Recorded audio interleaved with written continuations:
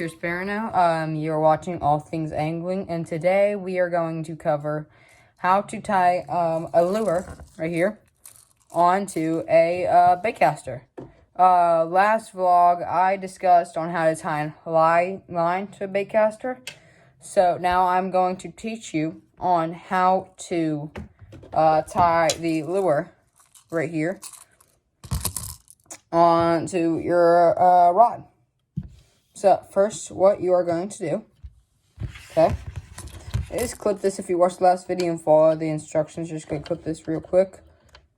And you are going to start. You have to feed it through the line. So what you're going to want to do is you want to feed it through every one of these holes. So what you want to do is you want to release it a little bit. Let it go. And now what you want to do is you want to feed it through every one of these holes. So you're going to feed it through real quick. Just feed it through real quick for you.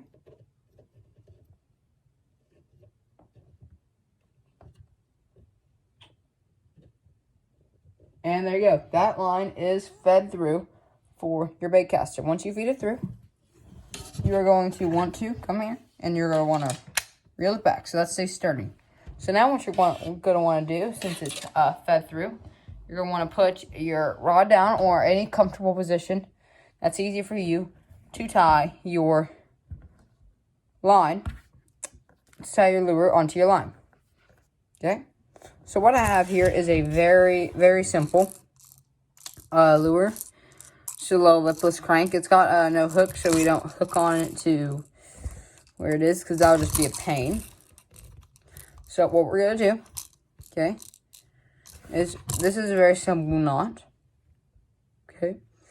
It's called, so what you're going to start off with, I can't remember the name right now, but what you're going to want to start off with is you're going to do one overhand knot, and you are going to almost cinch it down about 4 inches away from the, you want it a little smaller than just an M&M. As you can see there, it's just a tad bit smaller than an M&M. So then what you're going to want to do, you're going to put it through. Now you're going to make sure this is facing the left side of you, okay? Is facing the left side of you, okay? So what you want to do is you want to put it through gently.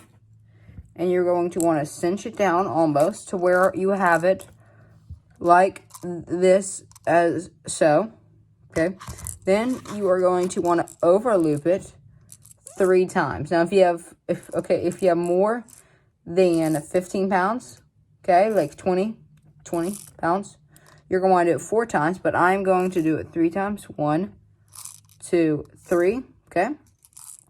And once you've done that, okay, you're going to wet it a little bit. Once you have that wetted, you are going to fit it through that loop, which I'm going to demonstrate. Now, it's pretty tough to get through that loop, but once you do,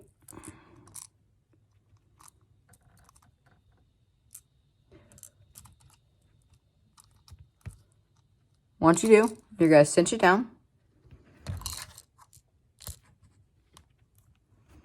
And that should be a sturdy.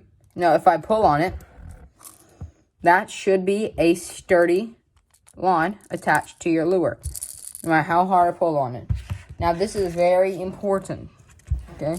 Now, when you're cutting your line, you want to make sure to cut it, as close as possible to your main line. Okay, so what you're going to do, you're going to be very careful, but not cut the main line. Once you have that line, that lure, attached to your line, I'm going to show you now how to adjust it so you don't backlash. So I'm going to put the phone down here. So what you're going to want to do is, so you see this tension right here, this silver thing on mine, okay? This adjusts the tension of the reel, the line tension, on how fast the lure goes down. So what you're aiming for, what your goal is for it to come down, okay, without backlashing. So I'm going to show you. Once you release it, once you click down on it,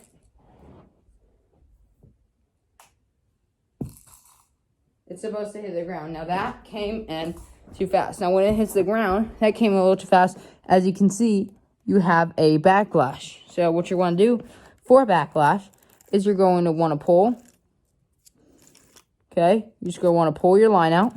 Keep your thumb on it until that line unwinds itself, which will be just going to keep pulling the line until it unwinds itself, which I backlashed pretty bad here, but okay, once you have that, you're going to put your fingers right here, just like you're spooling line on. Make sure to keep that tension so it doesn't backlash on you again, and then you're going to reel it in slightly. See how those knots are coming undone when I put my finger on it, and then you're just going to reel it in for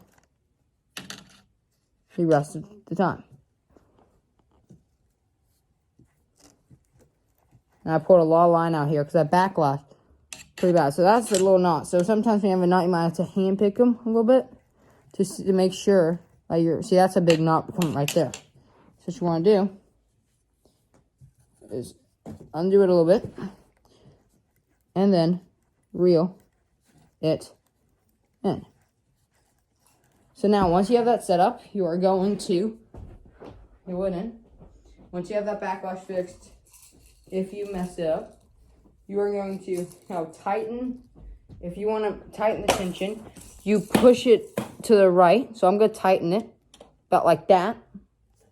Just a little more for me, for my lure. Now every lure is going to be different. If you have a heavier lure, you have to tighten the tension. You have to loosen the tension a little bit, or tighten the tension because it's going to come in faster than this, like a frog, for example. So now, see how it's not coming down? Now I have too much tension on the line. So now what I'm going to do, barely move it over, loosen tension. And now when I release it, as you can see, now it has backlashed a tad bit when it came in a little fast. So then what I'm going to do is I'm going to barely, you almost have it, and then barely, tiniest bit for me, tighten the tension, not even that much. And then it should be good. See how that slowly falls down? And now you have zero backlash, and now you are set up to cast your lure.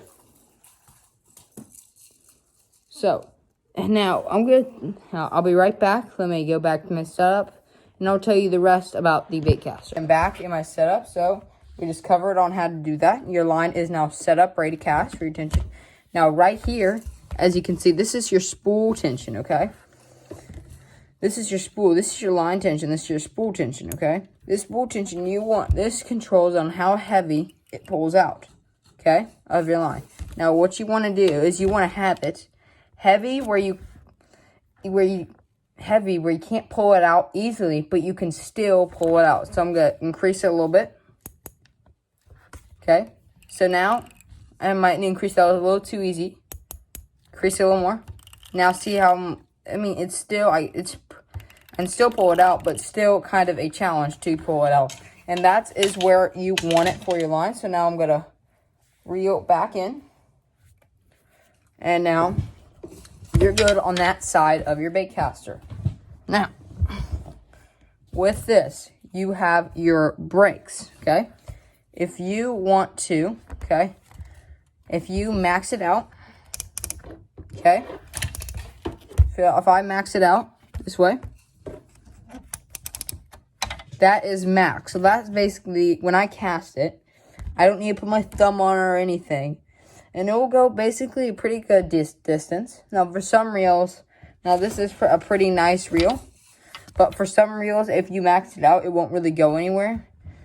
But if you have a nice reel like this, I recommend maxing it out if you're a beginner. So you don't backlash, so you don't ever have to put your thumb on it until you get used of the feel of the reel.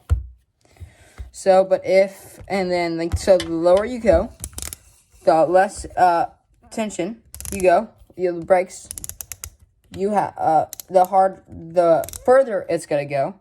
but you make sure that you have to put your thumb on it, because if you don't, that thing's gonna backlash really bad on men, like really bad. And that's it for all things angling. Thanks for tuning in. Next week, the week after that, I will be talking about how to cast your bait caster.